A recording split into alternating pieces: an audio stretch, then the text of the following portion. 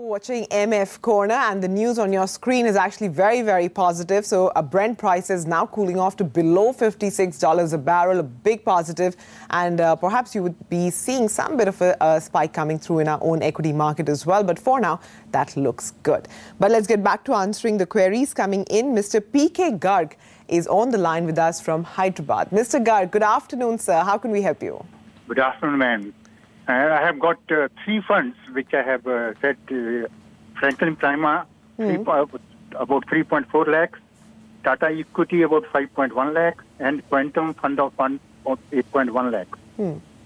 I'm 79, retired, not very amenable to frequent keeping and watching. I wanted to evaluate if it's all right. As a matter of fact, one time I was even thinking put all of it only in single fund, that is fund of funds. Will that be all right?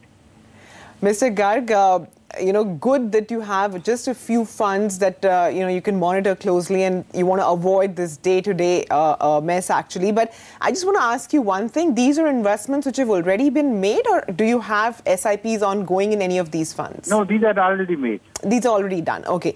So Kaustubh, three funds for you to analyze. Here's an investor who's actually okay with just having even one fund. So is that your advice? So I would say maybe one fund would be a little too less. too brave, because obviously there is cyclicality, to a fund manager's style and the market and a particular segment of the market. So I would want to stay invested in at least 3 to 5 funds. However concentrated the manager. I'm just looking at the list of funds. I think some great strategies. The Franklin Prima mid-cap strategy run by Janki. Fantastic fund manager, fantastic long track record. We have no issues.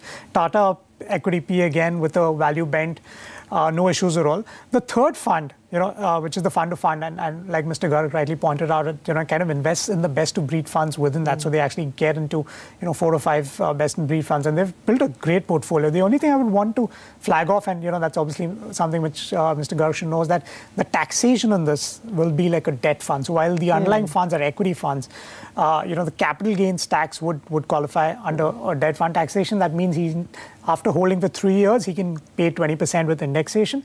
But obviously, given his age, the tax bracket, he needs to consider where he falls in, and if it doesn't really matter, then I think it's a great sort of, tool to get into, use this model to get into multiple funds through a fund of fund route, because he's actually getting exposure to 5 different styles of managers through that one particular fund. But like I said, taxations is something that he needs to keep in the back of his mind. It shouldn't be worse off.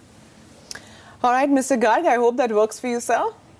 Yeah, fine. But this is come as a surprise to me that fund of funds will have the taxation as a debt fund, is it?